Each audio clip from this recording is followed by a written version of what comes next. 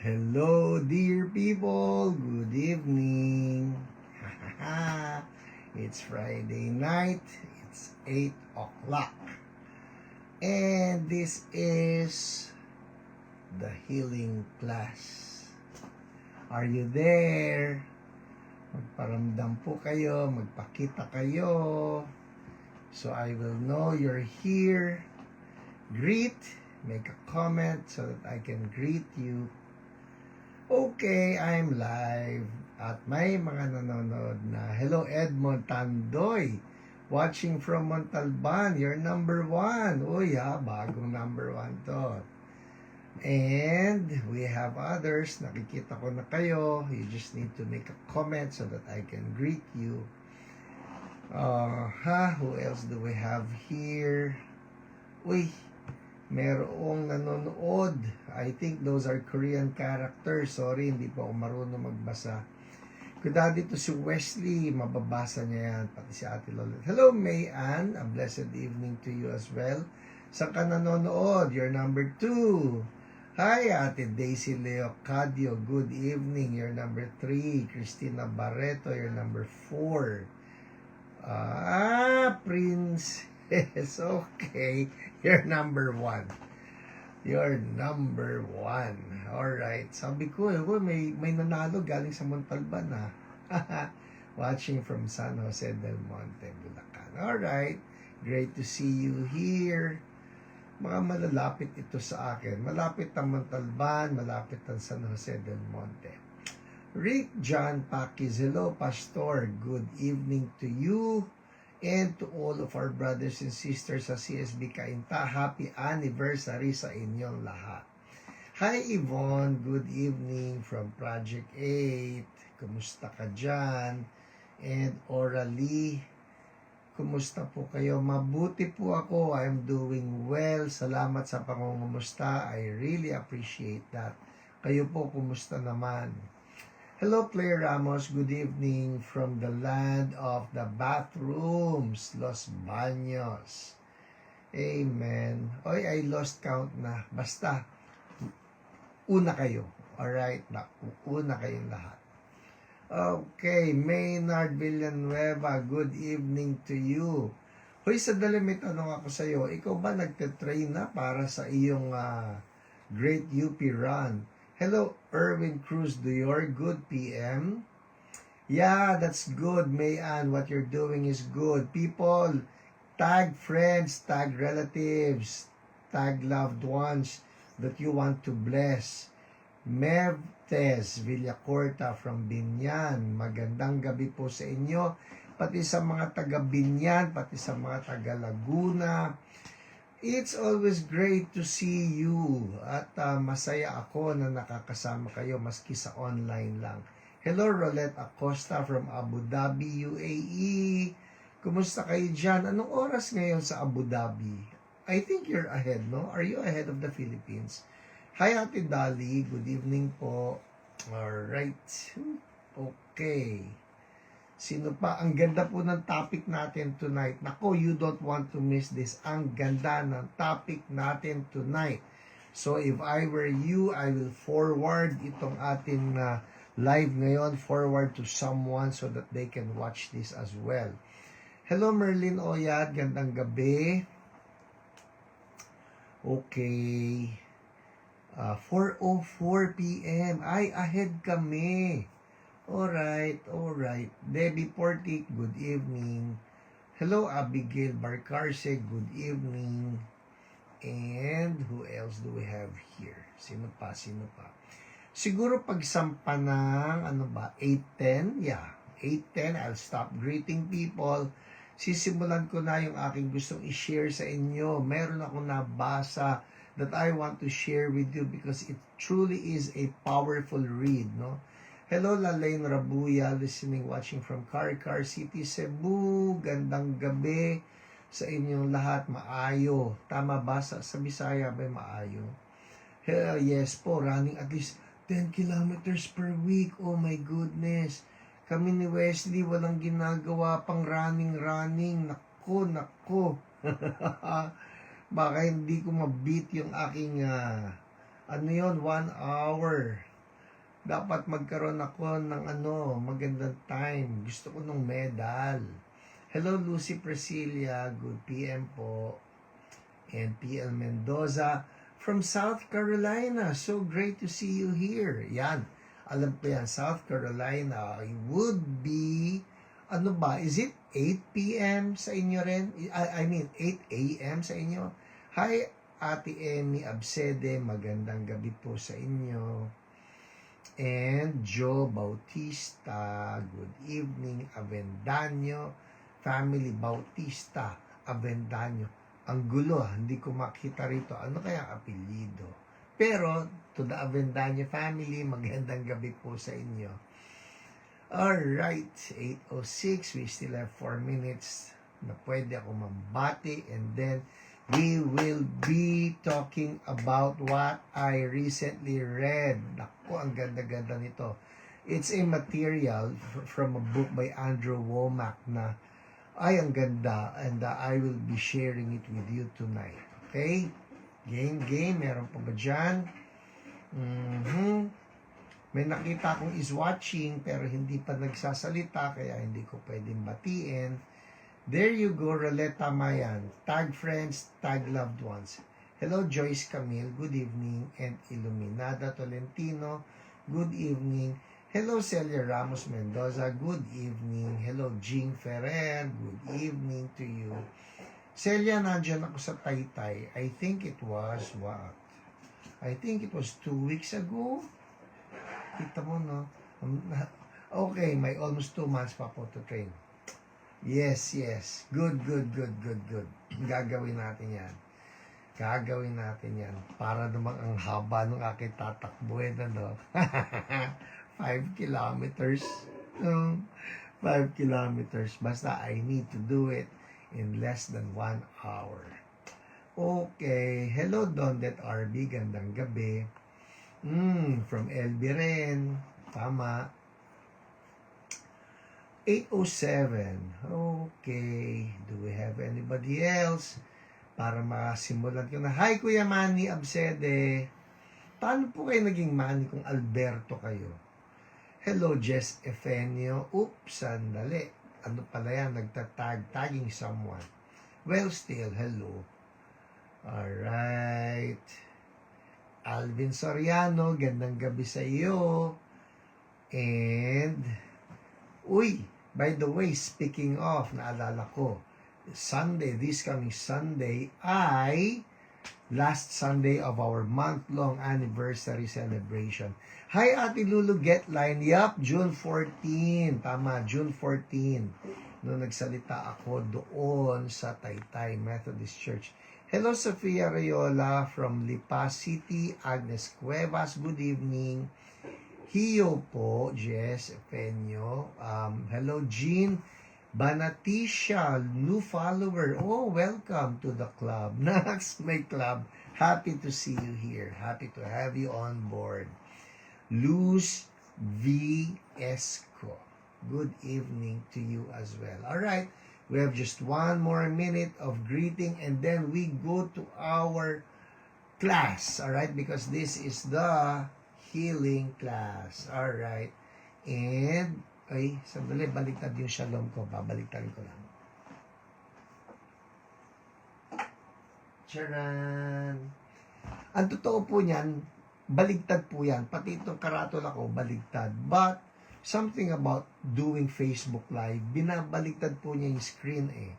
Kaya, kinakailangan, baligtad. Baligtad yung pagkakaprint niyang the healing class so that it will look straight.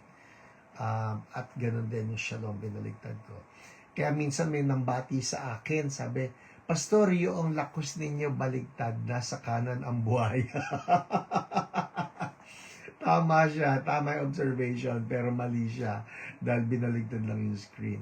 Hello, Nena Lim Seralde from Floodway, Cainta. Gandang gabi po sa inyo. And Irma Canon from Binangonan. Hello, Faye Cruz. Kumusta, PH? Nasaan na yung co-host mo? Tinanong pa ninyo. Nako. Actually po, tinanong ko siya, Wes, gusto mo sumama? Sabi niya, Daddy, ipag-pray nga ninyo yung anak ko. He is now studying, no? meron siyang inaaral. He wants to go into trading. Next. So, trading, ayun, nag-aaral po siya. At gusto niyang magkaroon ng income na maganda coming from trading. So, yan, yun po yun. Yun ang sagot sa tanong niya. Alright, well, it's 8:10. Okay, so I think we can start now. We have a good number. We have 53 on board. Mamaya, lulobo pa yan. Sige po, let us pray. Lord, salamat. Magkakasama uli kami ng mga brothers and sisters. Lord, thank you. You're here with us. Oh, Lord, I pray that your word will just come to us very powerfully tonight. Allow that there be revelations for all of us na mayayakap namin at maipapamuhay. Thank you in Jesus' name. Amen. Amen. Hello, Ivy, Nikki V from Bataan.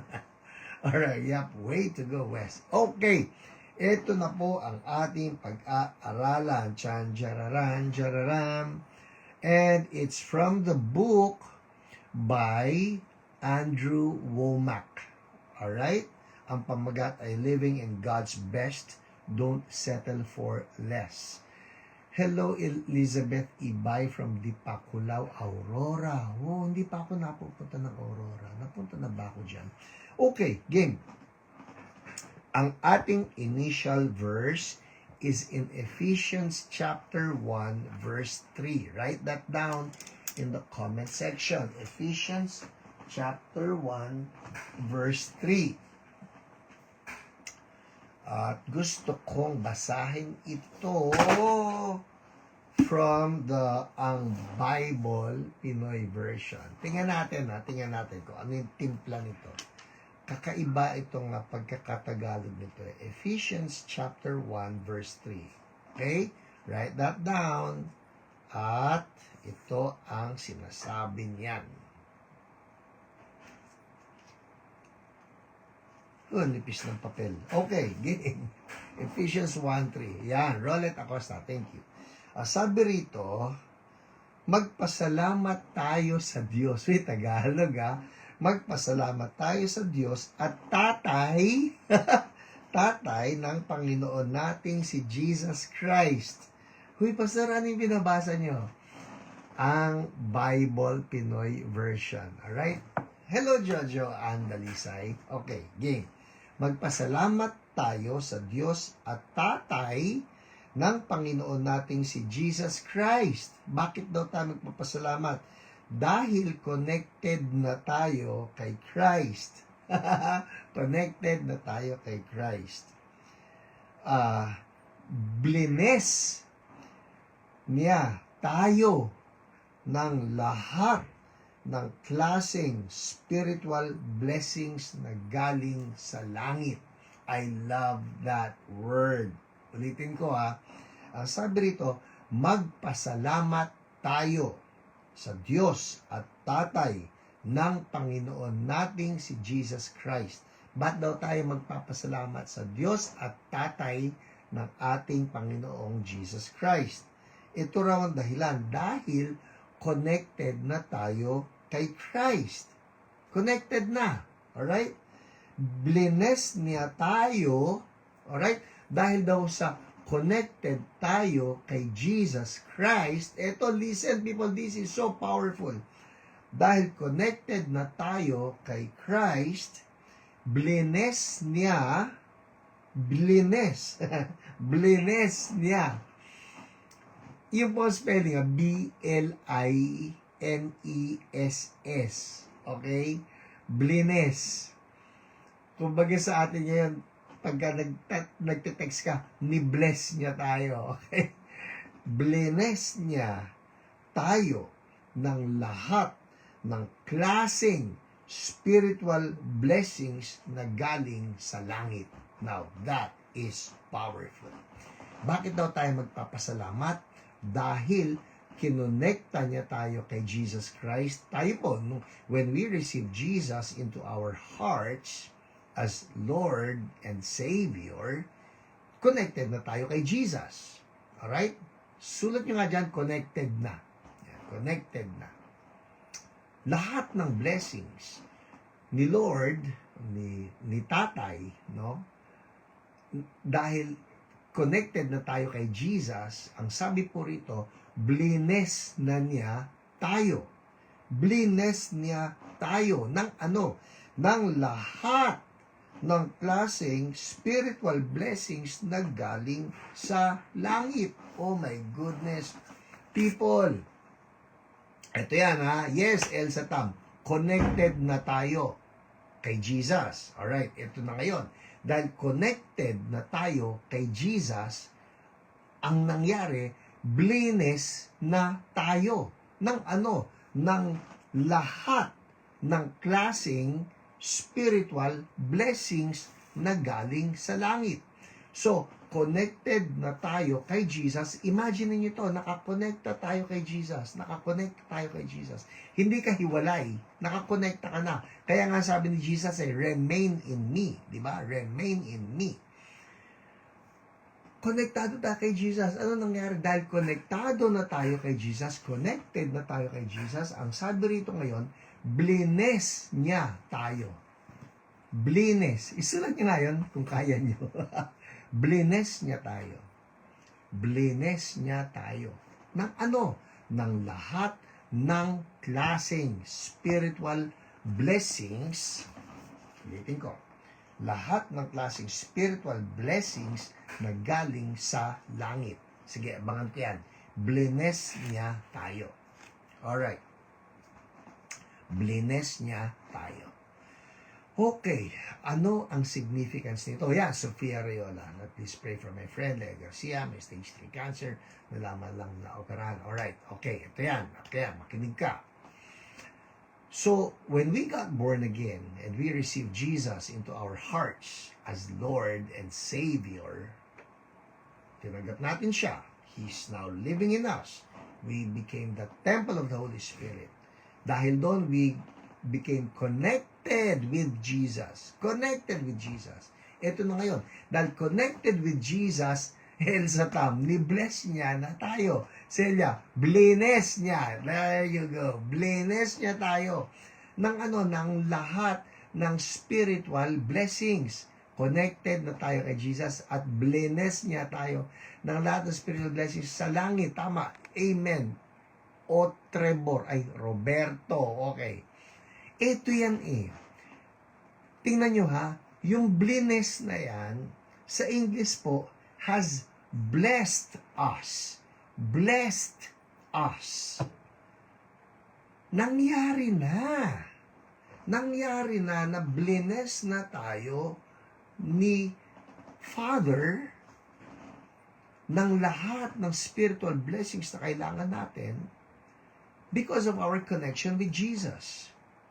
So, ano kinalaman nito sa atin ngayon? Ang pinag-uusapan natin, healing. Alright? Actually, hindi lang healing. Deliverance. Hindi lang deliverance. Provisions. Lahat ng kailangan natin because of our connection with Jesus, God has already blessed us. Blessed na tayo. Nandyan na.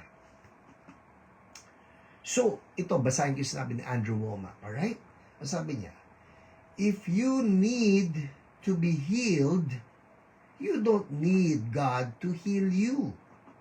The Lord knew you would need healing, and He has already provided it. You don't have to pray and ask God to heal you.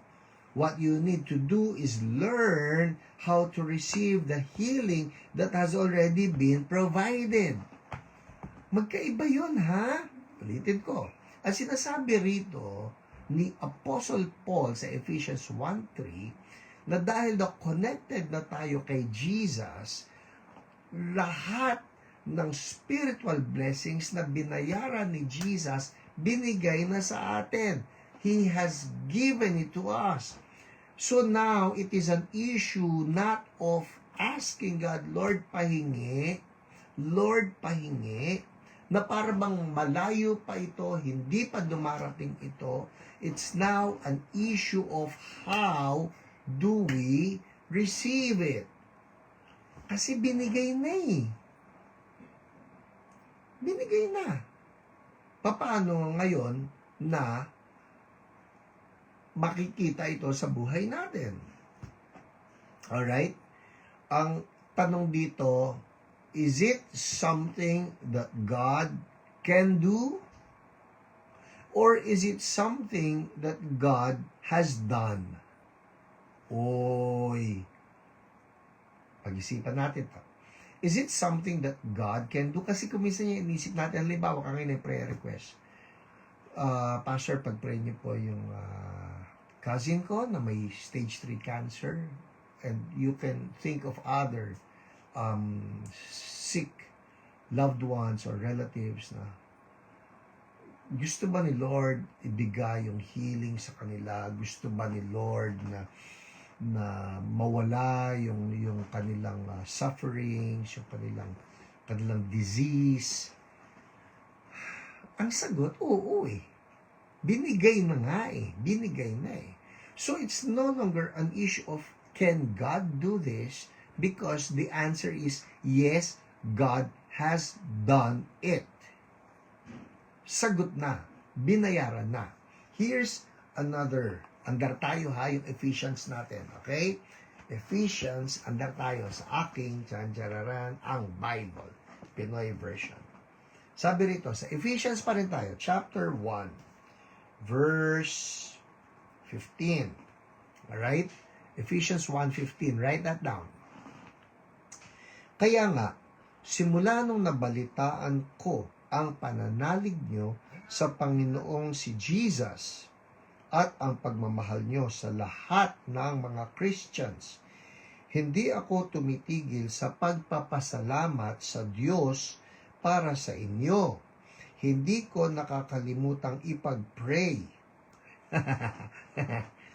Nire-request ko sa Diyos ng Panginoon nating si Jesus Christ, ang dakilang Ama, na ibigay sa inyo ang kanyang Espiritu. Siya ang magpapatalino sa inyo at ipapakita niya sa inyo kung paano makikilala ang Diyos. Verse 18. Pinagpe-pray ko na maliwanagan. Yes, Maynard, that's it. God has done it. Okay? Ito yung verse 18. Ephesians 1:18. Alright? Ephesians 1:18. Pinagpe-pray ko na maliwanagan ang mga isip nyo para malaman nyo ang pag-asa na binigay sa inyo nung tinawag kayo ng Diyos. Malaman nyo sana. Malaman nyo sana na napakayaman, oh my goodness, at napakaganda ng mga blessings na pinangako ng Diyos sa mga taong pinili niya. Hi, Kuya Tony. Nakuha niyo yun? Ano yung pinagpe-pray ni Apostle Paul? Verse 18, ha? Pinagpe-pray ko na maliwanagan ang mga isip nyo. Isip. Write that down. Isip. Para malaman nyo ang pag-asa na binigay sa inyo nung tinawag kayo ng Diyos.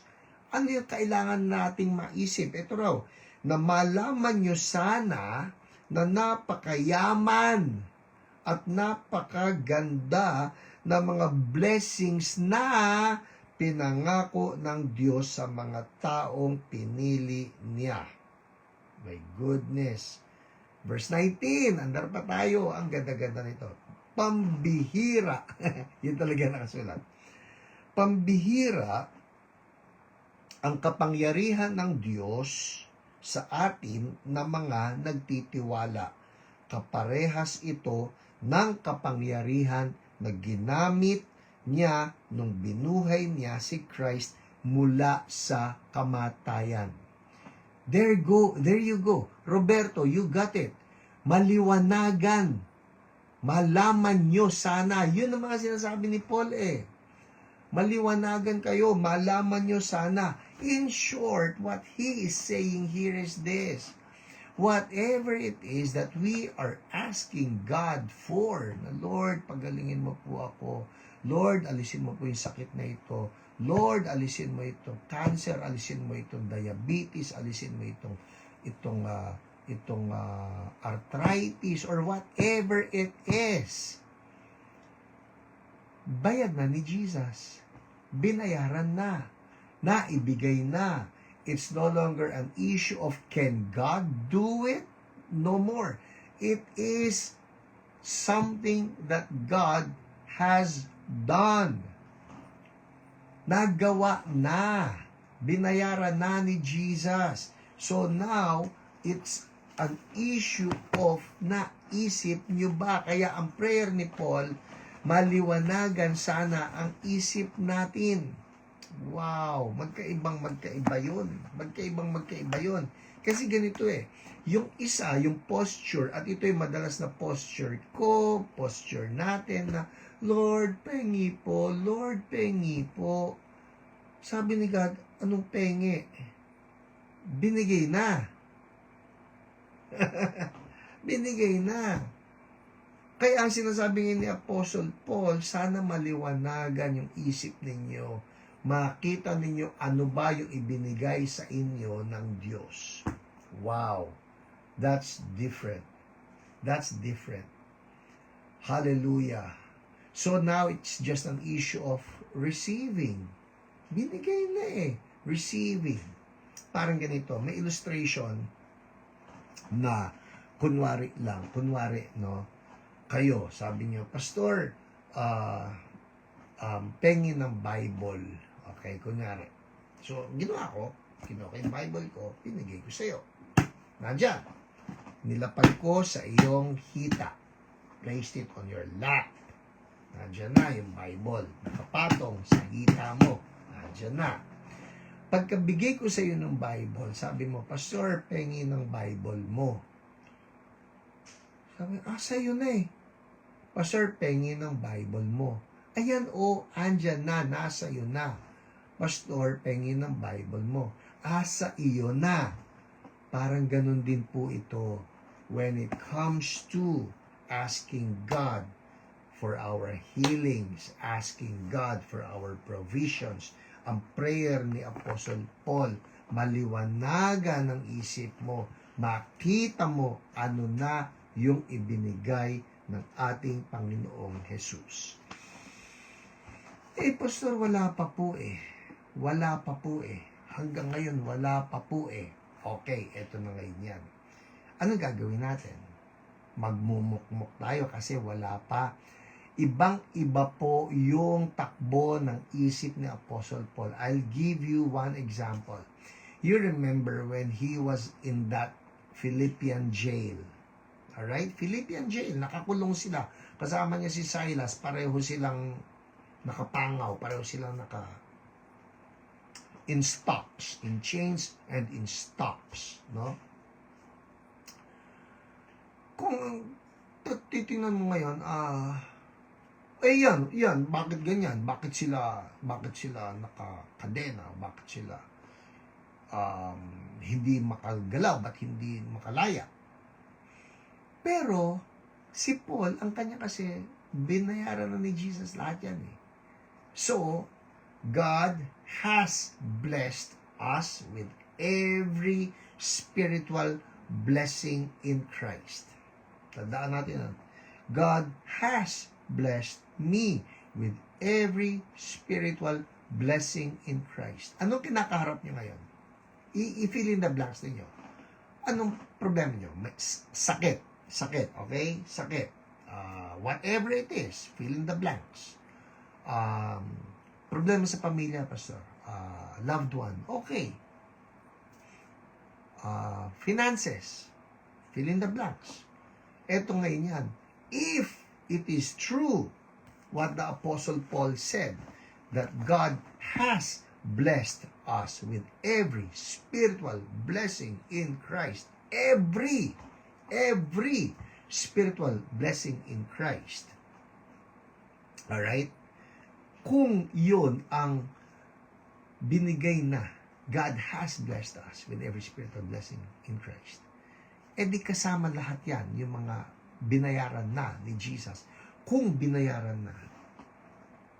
Nakakulong si Paul. Sila ni Silas. Pero, it's the mindset. It's the mindset. Anong ginawa ni Paul at ni Silas sa prison? Dahil alam nilang bayad na ni Jesus. They're not contending for it anymore. Bakit? Kasi binayaran na nga. So, anong ginawa ni Paul and Silas sa prison? Naalala nyo? Nag-worship. Nag-worship. Bakit nag-worship? Kasi alam nila bayad na. So, whatever it is that they were going through, alam nila bayad na. That's it. Alam nila bayad na. Yun na yun eh. So whatever it is that you're going through, I want you to just embrace that promise of the Lord. Father, you have blessed me with every spiritual blessing in Christ, including yung iyong kinakaharap. Binayaran niyo na po ito. At dahil binayaran niyo na, I can worship you. By faith. By faith. Bakit? Kasi bayad na. May pinagdaraanan ka, may kinakaharap ka, may kinakalabang ka. Bayad na yan ni Jesus. So ano na ngayon ang proper reaction natin as believers?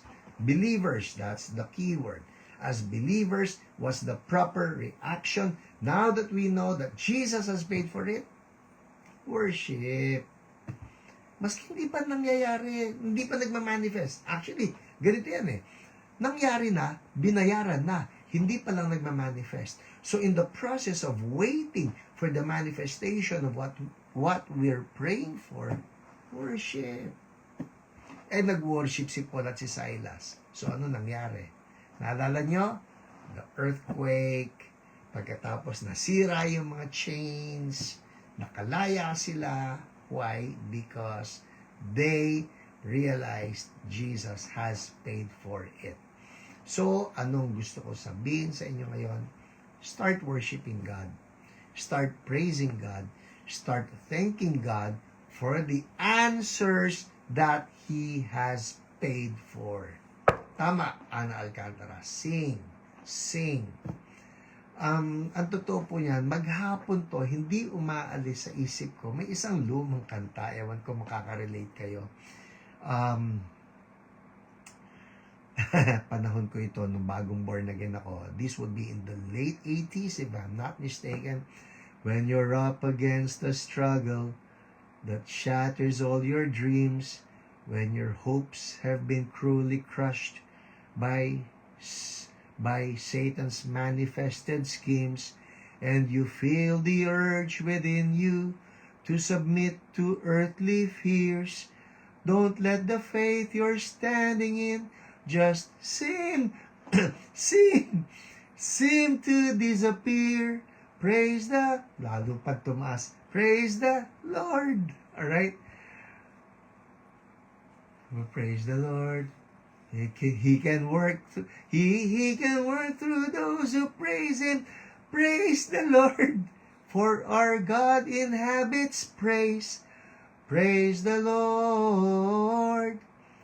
For the chains that seem to bind you serve only to remind you they drop powerless behind you when you praise Him. Yun! Woo! Huwag nyo nalang pansinin yung pagkakakanta. Bedroom voice ako. Ngayong lately, parang pagod yung aking pagsasalita. Pero, yun yan eh. If you know that Jesus has paid for it, hindi pa nangyayari, pastor eh. Just start praising Him. Kasi binayaran na yan. Naibigay na yan. Hindi ko pa nakikita yung sagot, pero sinagot na yan. Kaya, start praising Him. Amen? Well, that's our lesson for today. Kaya pansinin nyo yung mga prayers ni Apostle Paul. Lord, mabuksan yung mga mata nila para makita nila how blessed they are. Amen? Okay? Game, magpe-pray na tayo. Uy, ang aking dear brother, hello Ted Pangilinan.